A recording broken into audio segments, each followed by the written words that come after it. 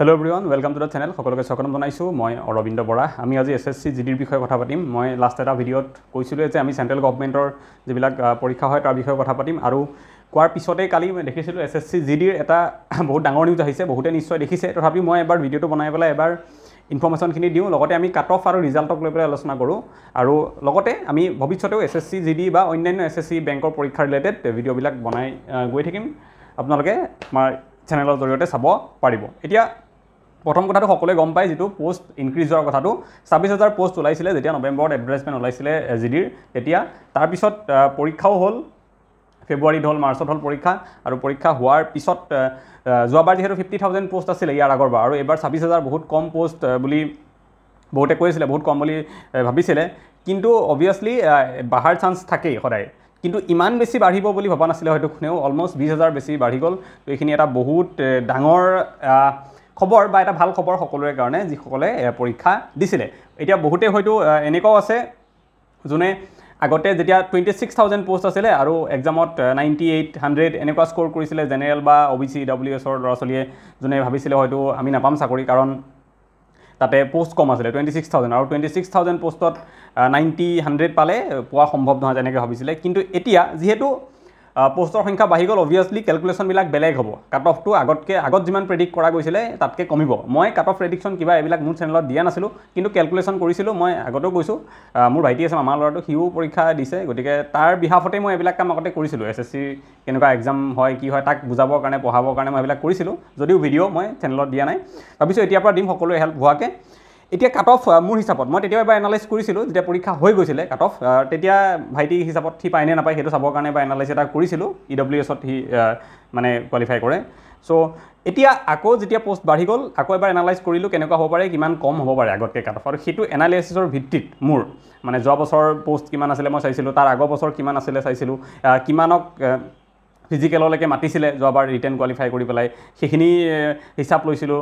3,70,000 মাতিছিলে। তো এই গোটেইবিলাক ফেক্টৰ চাই পেলাই লগতে আৰু পোষ্ট লগতে এপ্লিকেণ্ট কিমান আছিলে, এপ্লিকেণ্ট কমি গৈ আছে। 2021ত যিমান আছিলে তাতকৈ 22ত কমিলে, 22তকৈ 23ত কমিছে এবাৰ, ঠিক আছে। এনেকৈ এই গোটেইখিনি ফেক্টৰ লৈ পেলাই মই একচুৱেলি কাট অফটো এনালাইজ কৰিছিলোঁ এটা, আৰু সেই এনালাইচিছৰ ভিত্তিত মই কালি আকৌ ৰিভিউ কৰিলোঁ তাক, যিহেতু পোষ্ট বাঢ়ি গ'ল, ঠিক আছে। এই এনালাইচিছটো মই আগতে কৰিছিলোঁ এক্সাম হোৱাৰ পিছতেই। এতিয়া কালি যিহেতু পোষ্ট বাঢ়ি গ'ল, এতিয়া 46000 পোষ্ট আছে, সেই কথাটো লক্ষ্য ৰাখি পেলাই কাট অফ এনালাইচিছ কৰা হৈছিল। আৰু সেই হিচাপত মই কওঁ অসমৰ কাৰণে কেনেকুৱা ধৰণৰ কাট অফ যাব পাৰে। পেপাৰ যিমানখিনি চাইছোঁ বহুত বেছি টাফ নাছিলে, মডাৰেট লেভেলৰ পেপাৰে আছিলে, আৰু অবভিয়াছলি তাতে এটা ফেক্টৰ থাকে নৰ্মেলাইজেশ্যনৰ। গতিকে সেই নৰ্মেলাইজেশ্যনৰ ফেক্টৰ চব মিলাই মেলি যদি চাওঁ অসমৰ ক্ষেত্ৰত কাট অফ মোৰ হিচাপত আপোনালোকে ইয়াত দেখিবলৈ পাব কেনেকৈ হ'ব। মই ইয়াতে লিখি দিছোঁ এবাৰ,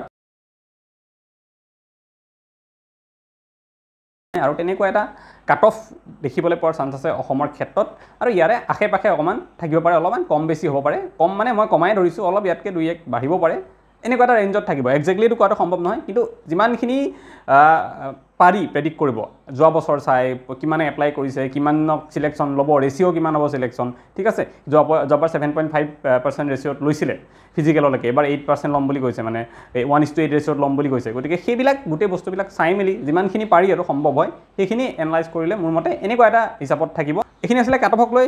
আৰু এতিয়া ৰিজাল্টক লৈ পেলাই বহুতে ভাবি আছে কেতিয়া দিব ৰিজাল্ট, কি হ'ব কি নহ'ব। আৰু সেই ক্ষেত্ৰত যদি মই কওঁ, যিমানটো মোৰ ফিল হৈছে ৰিজাল্ট হয়তো নেক্সট মানডেৰ পৰা ছেটাৰডে ভিতৰতে ৰিজাল্ট দিব, ঠিক আছে। বাকী গোটেইখিনি তেওঁলোকৰ কাম কাজ হৈ গৈছে। ইমান দিন ৰিজাল্টটো দিয়া নাছিলে বা একো নটিফিকেশ্যন অহা নাছিলে, কাৰণটো হ'ল এইটোৱেই, ক'ত কিমান পোষ্ট আছে, বেলেগ বেলেগ যিবিলাক ডিপাৰ্টমেণ্ট আছে সেইবিলাকৰ পৰা হয়তো ইনফৰমেশ্যন বিচাৰিছিলে, সেইবিলাকৰ কাৰণে। আৰু ইমানখিনি পোষ্ট যিহেতু বাঢ়িলে গতিকে সেইবোৰ ইনফৰমেশ্যন লওঁতে মেবি অলপ লেট হৈছে। সেইটো কাৰণে এতিয়া যিহেতু গোটেইখিনি কাম হৈ গ'ল, পোষ্ট কিমান আছে, ক'ত আছে, গোটেই এৰিয়া ৱাইজ দিয়া আছে, তাতে ষ্টেট ৱাইজ দিয়া আছে, ডিপাৰ্টমেণ্ট ৱাইজ গোটেইখিনি তেওঁলোকে বনাই লৈছে, বহুত ডাঙৰ এখন লিষ্ট।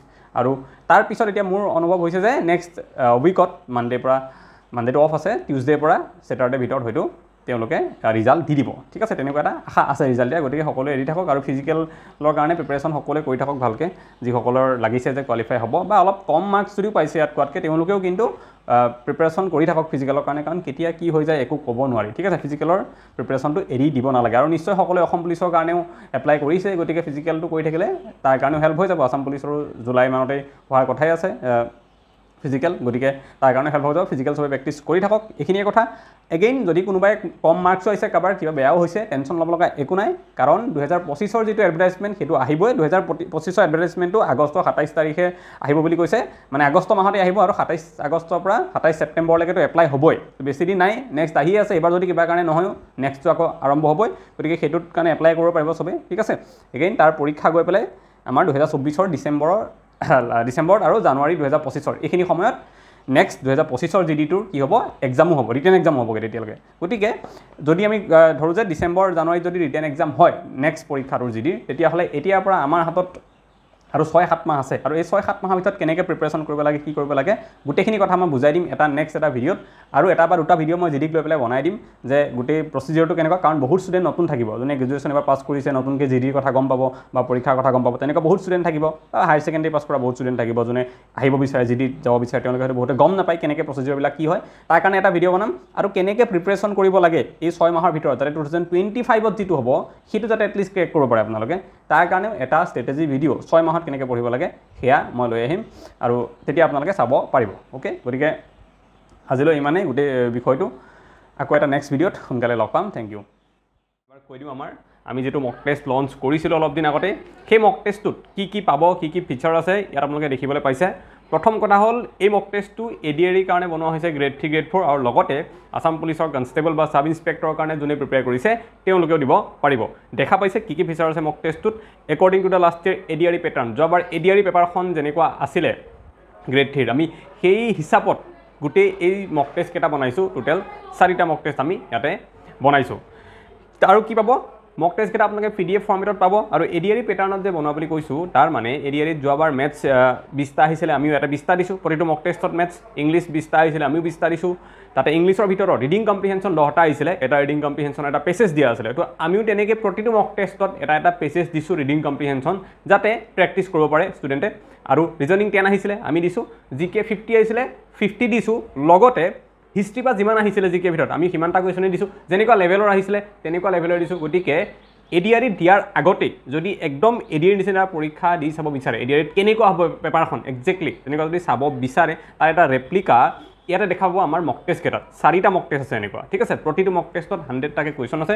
আপোনালোকে পৰীক্ষাৰ আগতে এই মক টেষ্টকেইটা দি চাব পাৰে। আৰু এতিয়া এইটো সময়ত মক টেষ্ট দিয়াৰ এটা বেষ্ট সময়, কাৰণ এতিয়া যদি মক টেষ্ট দিয়ে আৰু এই মক টেষ্টকেইটাত আপুনি যদি 60+ স্ক'ৰ কৰিব নোৱাৰে, 60+, 50+ স্ক'ৰ কৰিব নোৱাৰে, তেতিয়াহ'লে আপোনাৰ অলপমান দিগদাৰ আছে, প্ৰিপাৰেশ্যন ঠিক নাই, তাক ইম্প্ৰুভ কৰিব লাগিব। কিন্তু এতিয়াই নিদি যদি আপুনি দেৰিকৈ দিয়ে, তেতিয়া কি হ'ব, আপুনি শুধৰোৱাৰ সময় নাথাকিব। এতিয়া যদি আপুনি মক টেষ্টত 60 পায়, আপুনি তাক 75লৈকে লৈ যাব লাগিব, আৰু সেই 15 মাৰ্কছ বঢ়াবৰ কাৰণে টাইম আছে এটলিষ্ট 3-4 মাহ, কিন্তু দেৰি হৈ গ'লে সেইটো কৰিব নোৱাৰিব। গতিকে এইটো সময়ৰ প্ৰতি লক্ষ্য ৰাখিবলৈ আমি মক টেষ্টকেইটা লঞ্চ কৰিছিলোঁ। আপোনালোকে যদি ল'ব বিচাৰে তেতিয়াহ'লে আমাৰ ইয়াতে এটা স্কেনাৰ দিয়া আছে, ইয়াত স্কেন কৰিবলৈ আপোনালোকে 99 ৰুপিজ পে' কৰিব লাগিব, আৰু পে' কৰি পেলাই এইটো যিটো হোৱাটছএপ নাম্বাৰ দিয়া আছে তাতে যদি পে'মেণ্টৰ স্ক্ৰীনশ্বটটো শ্বেয়াৰ কৰে, আমাৰ ফালৰ পৰা আপোনালোকক মক টেষ্টকেইটা হোৱাটছএপতে PDF ফৰ্মেটত প্ৰভাইড কৰি দিয়া হ'ব।